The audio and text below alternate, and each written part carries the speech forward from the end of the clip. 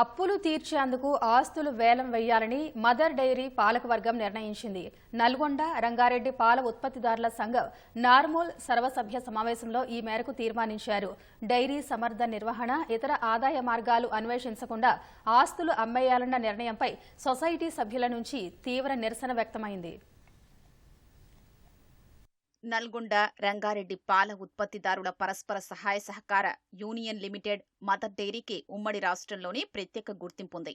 అయితే కోవిడ్ నష్టాలు, నిర్వహణ లోపాలు కారణాలేవైనా ప్రస్తుతం డైరీ అప్పుల ఊబిలో కూరుకుపోయింది. బ్యాంకు రుణాలు, వడ్డీల చెల్లింపు, రైతులకు బకాయిలు, యంత్రాల ఆధునికీకరణకు 60 కోట్లు అవసరమయ్యాయి. స్వయం ప్రతిపత్తి గల సంస్థ కావడంతో గ్రాంట్ రూపంలో సర్కార్ సాయం చేసే అవకాశం లేదు.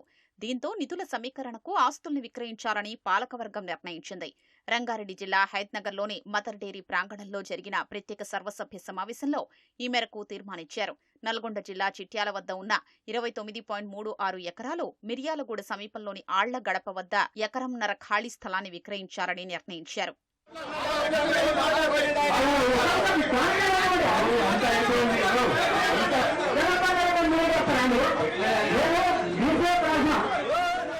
అప్పులు తీర్చేందుకు ఆస్తులు విక్రయించారనే నిర్ణయంపై సమావేశంలో వ్యతిరేకత వ్యక్తమైంది.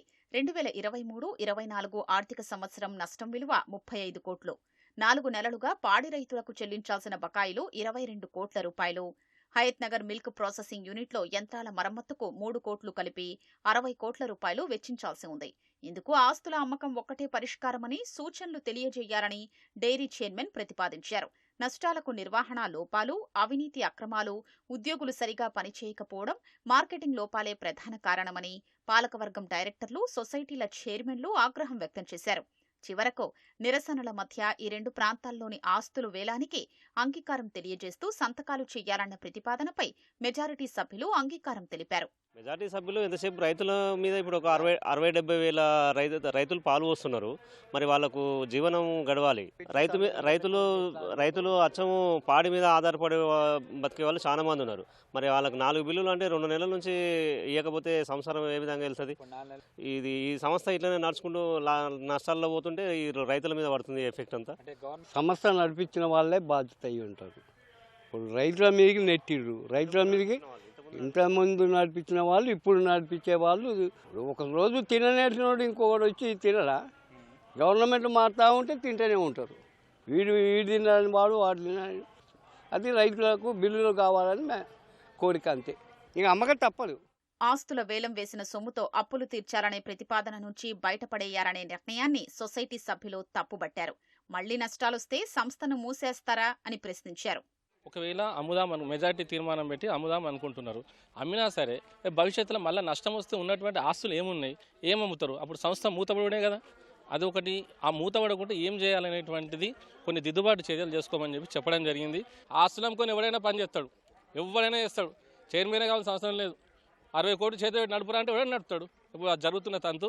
భవిష్యత్తులో కూడా మరి మార్కెట్ రంగంని పెంచుకుంటేనే ఇది బతికి బట్టగడతా తప్ప మరి ఇదే విధంగా మూస పద్ధతిలో ఉంటే మాత్రం ఇది బతికి బయటపడదు. మళ్ళీ మూతపడేటువంటి కార్యక్రమాలే అవుతాయి. ఇందులో ఏ చైర్మన్ ఎంత లాస్ చేసిండు, ఎట్లా చేసిండు అనేది మనకు తెలుసు. మొత్తం ఇది పాలకవర్గం నిర్లక్ష్యం తప్ప ఇంకోటి కాదు. దానికి తోడు మార్కెటింగ్ చేసే ఎంప్లాయీస్ కూడా కరెక్ట్ వాళ్ళు మార్కెటింగ్ చేయలేక, ఎంప్లాయీస్ కూడా కరెక్ట్ పని చేయలేక తప్ప ఇది ఏ చైర్మన్లు కూడా, మన పాడుకోసే రైతు చైర్మన్, మా సెంట్రల్ చైర్మన్ కూడా ఎవరైనా లాస్ చేయలే. చేసిందల్లా వీళ్ళే లాస్ చేసారు. కాబట్టి ఇది 100% దీని పాలకవర్గమే దీన్ని బాధ్యత వహించాలి. రేపు ఈ పాలకవర్గం మీద అందరి మీద కోర్టుల కేసేసి వీళ్ళ దగ్గర డబ్బులు వసూలు చేస్తే తప్ప ఈ డైరీ బాగుపడదు. మదర్ డైరీకి 1,00,000 లీటర్లకు పైగా మార్కెటింగ్ సామర్థ్యం ఉన్నప్పటికీ 82,000 లీటర్ల పాలను మాత్రమే సేకరిస్తున్నారు. ఇక పాల పౌడర్ విక్రయాల్లో లీటరుపై 15 రూపాయల వరకు నష్టం వచ్చింది. కోవిడ్ సమయంలో అమ్మకాలు గణనీయంగా పడిపోయి నిర్వహణ ఖర్చులు పెరిగి ఆర్థిక పరిస్థితి క్షీణించింది. యాక్సిస్ బ్యాంకు ఎన్డీడీబీ రుణాలపై 4 కోట్ల రూపాయల వడ్డీ చెల్లించాల్సొస్తోంది. ఈ క్రమంలో ఆస్తుల వేలం అనివార్యమైందని మదర్ డైరీ చైర్మన్ తెలిపారు. పాల సేకరణ, మూలధనం పెంచి మార్కెటింగ్ వ్యూహాలతో నష్టాల్లో నుంచి బయటపడేస్తామని విశ్వాసం వ్యక్తం చేశారు. ఇప్పుడు వ్యతిరేకించే వాళ్ళు ఇందులో ఒక 5% కూడా లేరు. మీరు చూస్తారు కదా. ఇప్పుడు మేమేంది ఎక్కడ కూడా ఎవరిని ప్రెజర్ చేసో, బలవంత పెట్టో, ప్రలోభ పెట్టో మేము సంతకాలు చేయమంటలేము. ఇదివరకు లోగడ జరిగినటువంటి నష్టాల మీద కొంతమంది ఎంక్వైరీ చేయాలని కొంతమంది. సరే, అది ఇప్పుడు మనం ఎంక్వైరీ చేయడం కాదు. ఇప్పుడు దానికి సంస్థలు ఉన్నాయి. మరి వాళ్ళ దృష్టికి పోయినప్పుడు వాళ్ళు ఏ రకమైనటువంటి రికార్డు ఇవ్వన్నా కూడా మరి మా ఉద్యోగుల తరఫున కానీ మా డైరెక్టర్ల తరఫున కానీ అభ్యంతరాలు ఉండకుండా వాళ్ళకందరికీ అప్పచెప్తాం.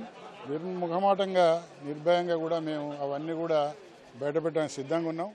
మదర్ డైరీకి హైదరాబాద్ మహానగరం కాకుండా భువనగిరి, ఆలేరు, సూర్యాపేట, కోదాడ, చేవెళ్ల, మేడ్చల్ పట్టణాల్లో అపారమైన మార్కెటింగ్ అవకాశాలు ఉన్నాయి. వీటిని ఉపయోగించుకుంటూ పెద్ద ఎత్తున అవుట్లెట్లు తెరిచి విక్రయాలు జరిపితే లాభాల్లోకి తీసుకురావచ్చనే అభిప్రాయం వ్యక్తమవుతోంది.